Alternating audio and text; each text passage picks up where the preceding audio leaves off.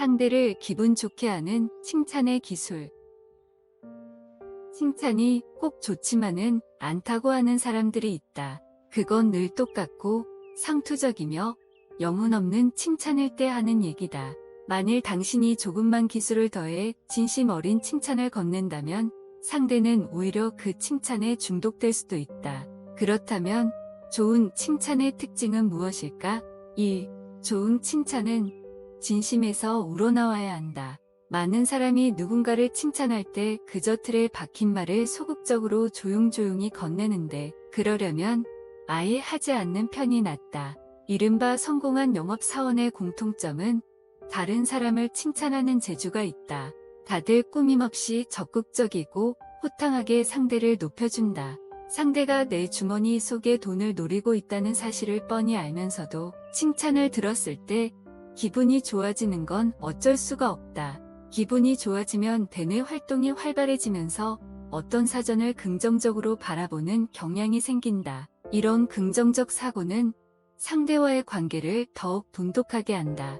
그러니 이제부터는 아무리 사소한 부분이라도 설령 상대가 매우 조용하고 품이 있다는 점을 칭찬하고 싶더라도 대범하고 진실하게 큰 소리로 말하는 것이 좋다. 2. 좋은 칭찬은 상대를 편안하게 한다. 혹시 당신은 이런 경험이 있는가? 누군가를 열심히 칭찬했는데 그 관계가 가까워지기는커녕 멀어졌고 심지어 나중에는 그 사람이 당신을 별로 만나고 싶어 하지 않았던 경우 말이다. 사람은 무의식적으로 남이 한 말에 자신의 행동을 맞추려는 경향이 있다. 그런데 만일 당신이 심하게 과한 칭찬으로 상대를 치켜세우면 그는 자신이 그 칭찬의 수준에 도달할 수 없다는 부담감을 느끼고 당신과 거리를 유지하려 든다. 예를 들어보자. 누군가에게 당신은 정말 좋은 사람이에요. 매번 내가 필요할 때마다 지체 없이 도움을 주잖아요. 라고 칭찬을 했다고 치자. 이 칭찬에는 진심이 빠져 있다기보다는 일종의 보이지 않는 요구사항이 숨겨져 있다. 다시 말해 상대가 매번 지체 없이 당신이 도와주어야만 정말 좋은 사람이라는 기준에 도달할 수 있기 때문이다. 이 얼마나 부담스럽고 과한 요구란 말인가. 좋은 칭찬은 상대의 도움이 얼마나 적절하고 고마웠는지에 대해서만 이야기하면 된다. 사실 당신이 그때 겪은 고통과 아픔을 생생하게 설명하기만 해도 상대는 당신이 자신의 도움에 얼마나 깊이 감사하고 있는지 느낄 수 있다. 3. 좋은 칭찬은 센스가 있어야 한다. 좋은 칭찬은 생동감 있고 유머러스하며 기교가 있어야 한다. 구체적인 예를 살펴보자. 작은 선물을 곁들인다. 친구 중 한 명이 어느 날 부하 직원에게 넥타이를 선물로 받았다. 깃타이에는 이끌고 인도한다는 의미가 담겨 있다. 품이 있어 보이면서도 그리 부담스럽지 않은 선물이었다. 더 재미있는 것은 선물을 건네면서 직원이 한 말이었다. 지금껏 저를 믿어주셔서 감사해요. 앞으로도 계속 저를 잘 이끌어 주셔서 더 좋은 성과를 거둘 수 있길 바라요. 이렇게 말하며 건네는 직원의 넥타이를 거절할 상사가 과연 몇 명이나 될까? 상대의 다양한 욕구를 충족시킨다. 미국의 심리학자 에이브러임 매슬로는 인간에게는 생리적 욕구, 안전의 욕구, 애정과 소속의 욕구, 존경의 욕구, 자아 실현의 욕구와 같은 5가지 욕구가 있다고 주장했다. 그중 애정과 소속의 욕구는 우정과 사랑, 대인관계에 관한 요구이다. 사람은 내가 누군가에게 필요한 존재라고 느낄 때 자신이 사회적으로 가치 있는 존재라고 인식한다. 보통 상대에게 감사와 칭찬의 말만 전해도 이러한 심리적 욕구를 채워줄 수 있다. 존경의 욕구는 사회적 성공이나 명성, 지위나 승진과 같은 비교적 높은 차원의 욕구에 속한다. 이 욕구에는 성공이나 자아 실현에 대한 개인의 느낌 말고도 자신을 향한 타인의 존중도 포함된다. 언뜻 보기에는 애정과 소속의 욕구와 존경의 욕구가 비슷한 듯하지만 실제로 적용하는 과정에서 큰 차이를 느낄 수 있다. 왕 사장님은 정말 능력 있는 분이라는 말을 한 사람에게 했을 때와 어떤 조직 혹은 무리를 대상으로 했을 때 사장이 느끼는 바는 완전히 다르다. 그러니 공개적인 장소에서 상대를 칭찬하는 기술을 적절히 사용해 보길 바란다. 그러면 앞서 말한 두 가지 심리적 욕구를 모두 채워줄 수 있다. 좋은 칭찬은 여러 형태로 확장시켜 나갈 수 있다. 사장 앞에서 칭찬하는 것과 뒤에서 칭찬하는 것도 당사자에게 또 다른 느낌을 준다. 보통 당사자가 없는 곳에서 그를 칭찬하는 경우는 어떤 이익을 취하려는 목적이 아니기 때문에 평범한 말 한마디 한마디가 더욱 진실하게 느껴져 그 사람을 감동시킬 수 있다. 당사자가 없는 곳에서 칭찬했다고 혹시 그 사람이 모를까봐 걱정하지 마라. 장담하는데 당신이 생각했던 것보다 훨씬 더 빨리 그 사람 귀에 그 소식이 들어갈 테니 함축된 의미가 많은 칭찬일수록 좋다. 칭찬도 구체적일 수 있다. 상대가 어떤 일 하나를 완성했을 때 그 저 대단하다고 큰 소리로 떠들어대는 것보다는 그 일이 얼마나 어려운 것이었는지를 분석하는 것이 더 나을 수 있다. 정말로 힘든 일이었지만 그가 어려움을 극복해서 완성한 사실을 열심히 설명하는 것 자체가 충분한 칭찬이 될 수 있기 때문이다. 반전의 묘미를 살리는 것도 좋다. 예를 들면 이런 식이다. 당신을 처음 봤을 때는 거리감이 느껴졌어요. 보통 능력이 뛰어난 사람들이 포용할 줄 모르는 경향이 있잖아요. 하지만 시간이 지나면서 제 예감이 틀렸다는 결, 그리고 당신 같은 사람은 드물 것이란 생각이 들었죠. 당신은 스스로에게는 엄격하지만 다른 사람에게는 관대하고 너그러우니까요. 하나의 소재로 다른 이야깃거리를 만들어내는 방법도 있다.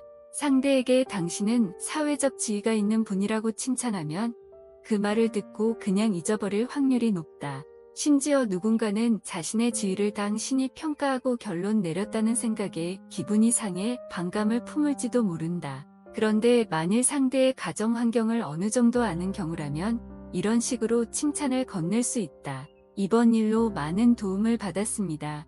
당신은 정말 해결하지 못하는 문제가 없으시군요. 최고의 사업 파트너를 만난 것 같습니다. 당신의 가족들도 당신 같은 사람이 곁에 있어서 매우 든든해할 것 같아요. 이런 말들은 상대를 높여주는 칭찬이기도 하면서 계속해서 화제를 이어나갈 연결고리 역할을 한다. 이로써 자연스럽게 가족 이야기를 하면서 서로 간의 심리적인 거리를 좁힐 있다.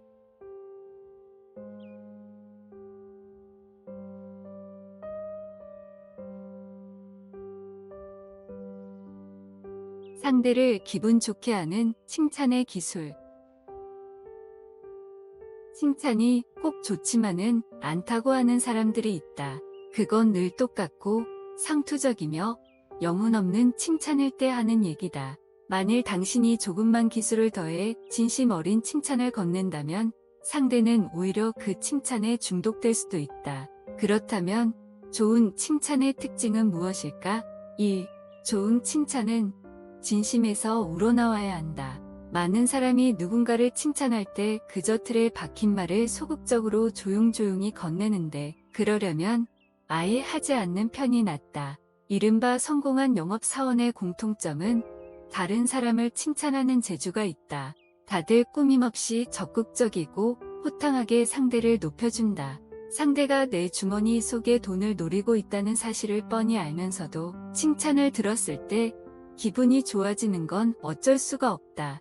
기분이 좋아지면 대뇌 활동이 활발해지면서 어떤 사전을 긍정적으로 바라보는 경향이 생긴다. 이런 긍정적 사고는 상대와의 관계를 더욱 돈독하게 한다. 그러니 이제부터는 아무리 사소한 부분이라도 설령 상대가 매우 조용하고 품이 있다는 점을 칭찬하고 싶더라도 대범하고 진실하게 큰 소리로 말하는 것이 좋다.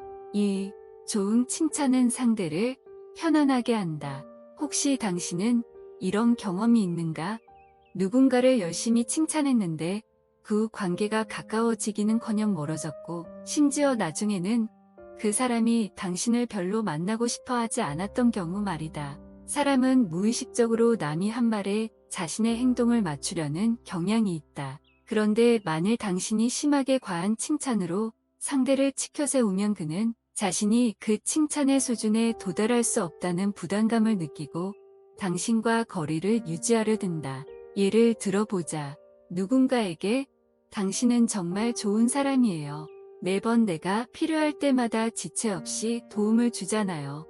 라고 칭찬을 했다고 치자. 이 칭찬에는 진심이 빠져 있다기보다는 일종의 보이지 않는 요구사항이 숨겨져 있다. 다시 말해, 상대가 매번 지체 없이 당신이 도와주어야만 정말 좋은 사람이라는 기준에 도달할 수 있기 때문이다. 이 얼마나 부담스럽고 과한 요구란 말인가. 좋은 칭찬은 상대의 도움이 얼마나 적절하고 고마웠는지에 대해서만 이야기하면 된다. 사실 당신이 그때 겪은 고통과 아픔을 생생하게 설명하기만 해도 상대는 당신이 자신의 도움에 얼마나 깊이 감사하고 있는지 느낄 수 있다. 3. 좋은 칭찬은 센스가 있어야 한다. 좋은 칭찬은 생동감 있고 유머러스하며 기교가 있어야 한다. 구체적인 예를 살펴보자. 작은 선물을 곁들인다. 친구 중 한 명이 어느 날 부하 직원에게 넥타이를 선물로 받았다. 깃타이에는 이끌고 인도한다는 의미가 담겨 있다. 품이 있어 보이면서도 그리 부담스럽지 않은 선물이었다. 더 재미있는 것은 선물을 건네면서 직원이 한 말이었다. 지금껏 저를 믿어주셔서 감사해요. 앞으로도 계속 저를 잘 이끌어주셔서 더 좋은 성과를 거둘 수 있길 바라요. 이렇게 말하며 건네는 직원의 넥타이를 거절할 상사가 과연 몇 명이나 될까? 상대의 다양한 욕구를 충족시킨다. 미국의 심리학자 에이브러임 매슬로는 인간에게는 생리적 욕구, 안전의 욕구, 애정과 소속의 욕구, 존경의 욕구, 자아 실현의 욕구와 같은 5가지 욕구가 있다고 주장했다. 그중 애정과 소속의 욕구는 우정과 사랑, 대인관계에 관한 요구이다. 사람은 내가 누군가에게 필요한 존재라고 느낄 때 자신이 사회적으로 가치 있는 존재라고 인식한다. 보통 상대에게 감사와 칭찬의 말만 전해도 이러한 심리적 욕구를 채워줄 수 있다. 존경의 욕구는 사회적 성공이나 명성, 지위나 승진과 같은 비교적 높은 차원의 욕구에 속한다. 이 욕구에는 성공이나 자아 실현에 대한 개인의 느낌 말고도 자신을 향한 타인의 존중도 포함된다. 언뜻 보기에는 애정과 소속의 욕구와 존경의 욕구가 비슷한 듯하지만 실제로 적용하는 과정에서 큰 차이를 느낄 수 있다. 왕 사장님은 정말 능력 있는 분이라는 말을 한 사람에게 했을 때와 어떤 조직 혹은 무리를 대상으로 했을 때 사장이 느끼는 바는 완전히 다르다. 그러니 공개적인 장소에서 상대를 칭찬하는 기술을 적절히 사용해 보길 바란다. 그러면 앞서 말한 2가지 심리적 욕구를 모두 채워줄 수 있다. 좋은 칭찬은 여러 형태로 확장시켜 나갈 수 있다. 사장 앞에서 칭찬하는 것과 뒤에서 칭찬하는 것도 당사자에게 또 다른 느낌을 준다. 보통 당사자가 없는 곳에서 그를 칭찬하는 경우는 어떤 이익을 취하려는 목적이 아니기 때문에 평범한 말 한마디가 더욱 진실하게 느껴져 그 사람을 감동시킬 수 있다. 당사자가 없는 곳에서 칭찬했다고 혹시 그 사람이 모를까봐 걱정하지 마라. 장담하는데 당신이 생각했던 것보다 훨씬 더 빨리 그 사람 귀에 그 소식이 들어갈 테니 함축된 의미가 많은 칭찬일수록 좋다. 칭찬도 구체적일 수 있다. 상대가 어떤 일 하나를 완성했을 때 저 대단하다고 큰 소리로 떠들어대는 것보다는 그 일이 얼마나 어려운 것이었는지를 분석하는 것이 더 나을 수 있다. 정말로 힘든 일이었지만 그가 어려움을 극복해서 완성한 사실을 열심히 설명하는 것 자체가 충분한 칭찬이 될 수 있기 때문이다. 반전의 묘미를 살리는 것도 좋다. 예를 들면 이런 식이다. 당신을 처음 봤을 때는 거리감이 느껴졌어요.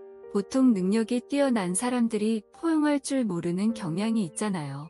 하지만 시간이 지나면서 제 예감이 틀렸다는 결, 그리고 당신 같은 사람은 드물 것이란 생각이 들었죠. 당신은 스스로에게는 엄격하지만 다른 사람에게는 관대하고 너그러우니까요. 하나의 소재로 다른 이야깃거리를 만들어내는 방법도 있다.